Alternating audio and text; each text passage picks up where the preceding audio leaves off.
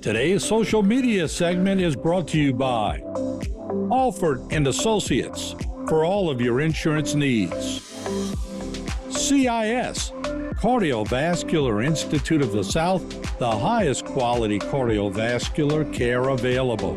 Barker Honda, the Barker family tradition of quality.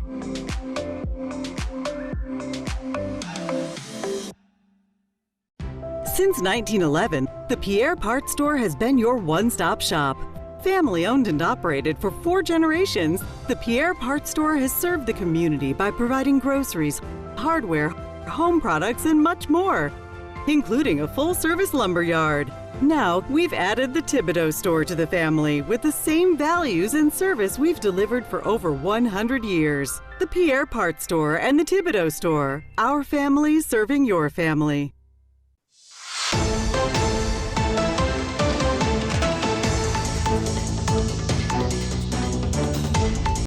Welcome back to Bayou Time. We now have Miss Ashley Rodrigue with the Director of Public Affairs for the Louisiana Office of State Fire Marshal. Welcome to the show. Thank you so much for having me. No, we're glad to have you on. I wish we were having you on with better news, but we're kind of bringing you on to talk about a tragedy. There was recently a fire and death in Larose, and can you just tell us kind of what happened and what's going on? Absolutely. Around 4:30 a.m. yesterday, Monday morning, May 13th, Lafourche Fire District Number 3 responded to a call for a mobile home fire located in the 400 block of West 23rd Street in Larose.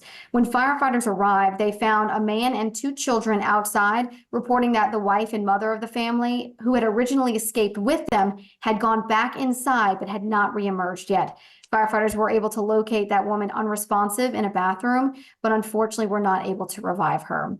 Official identification and cause of death are pending with the coroner's office, but we do understand for that woman to have been 42 years old, and of course, as I mentioned, wife and mother with that family. At this time, due to the extent of the damage, our investigators are still working to determine what caused this fire. But certainly, the most unfortunate part about this is that they all got out. And then there was a choice to go back in. And one of our very important fire safety messages are get out, stay out. There is no possession, no property, nothing that is worth losing your life in a fire. And we would just urge everyone that, certainly first and foremost, have those working smoke alarms to ensure that you have the time and the knowledge to get out and away from a fire emergency, and to have a fire escape plan that's practiced, just like the kids have that fire drill at school.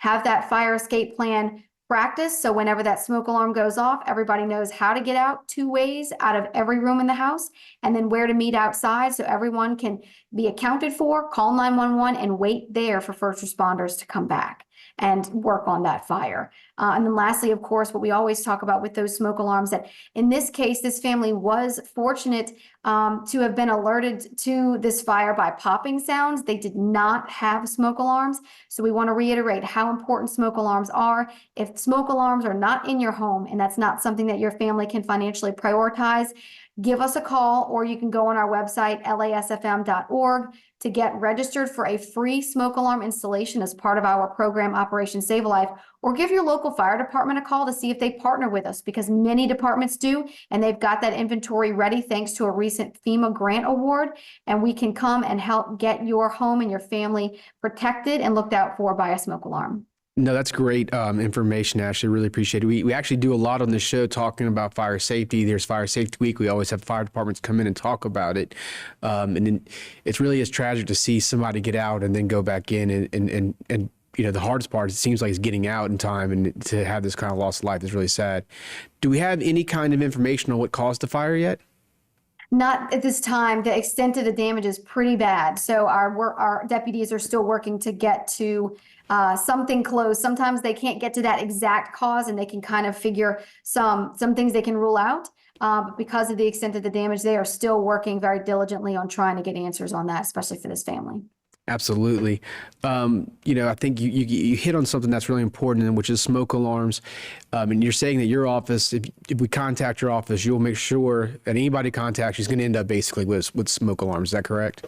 Absolutely. And fortunately, as I mentioned, we were another recipient, another year of a very large FEMA grant for buying of smoke alarms. And we have 15,000 smoke alarms for another year, ready to either go out to anyone calling to need a smoke alarm installation, or to those partner fire departments that are wonderfully working with us to get that going in those communities. And speaking of in your community, there was just, I think it was a news release put out just either yesterday or today by Bayou Blue Volunteer Fire Department about the smoke alarms that they got from us. And they had such a great amount of inventory that they weren't playing catch up to just respond to requests for installations. They were able to do a proactive blitz, if you will, into 2 of your mobile home parks recently, where they were able to go and check every mobile home there to see if they were working smoke alarms. Those that did not have them, they were outfitted with them from this program. And I believe that news release indicated more than 20 in both of those different mobile home communities. So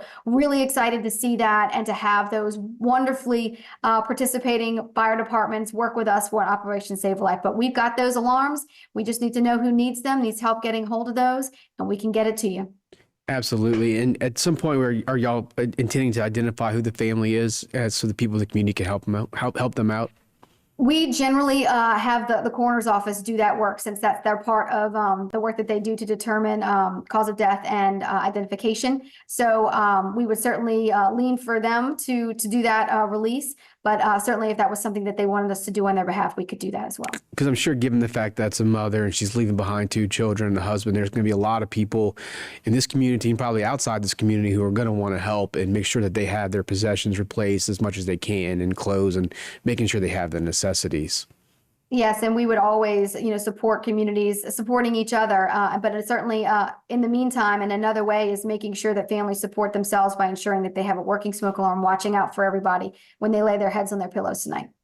Absolutely. And, I know I get annoyed with smoke alarms when they're beeping in my house, and I really want to break all of them with a hammer. But it's incidents like these that really remind you about why you do it, and that it can happen to anybody. This is in our own community. If it can happen to this family, it can happen to your family.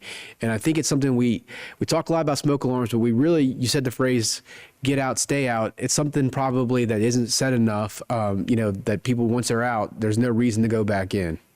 Right. And unfortunately, we do see this happen. It's not a lot, and that's great, but it happens, and it doesn't need to. There literally is nothing that is worth losing your life over to go back in for. Everything can be replaced from a property perspective. And it really is just tragic to hear of this happening. And another thing too, on the topic that you brought up a second ago about the batteries being changed, it is very annoying for those things to go off at 2 or 3 a.m., but that's because we wait until they go off and they're annoying us at 2 or 3 a.m. So take this opportunity today. You're watching this 5 o'clock, 6 o'clock, 10 o'clock. Go and change that battery. Just change it.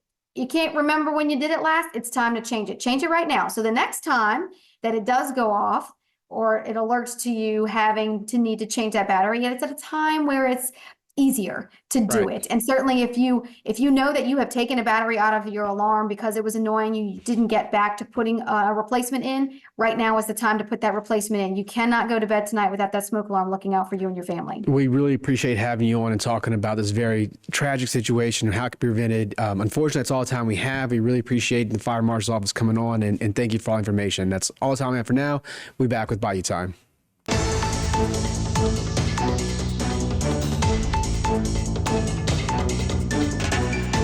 Today's social media segment is brought to you by Terrebonne General Health System. Your health is our legacy. Rouse's, you're either local or you're not. Buick, the craft of modern luxury. St. Martin and Bourke, know your rights.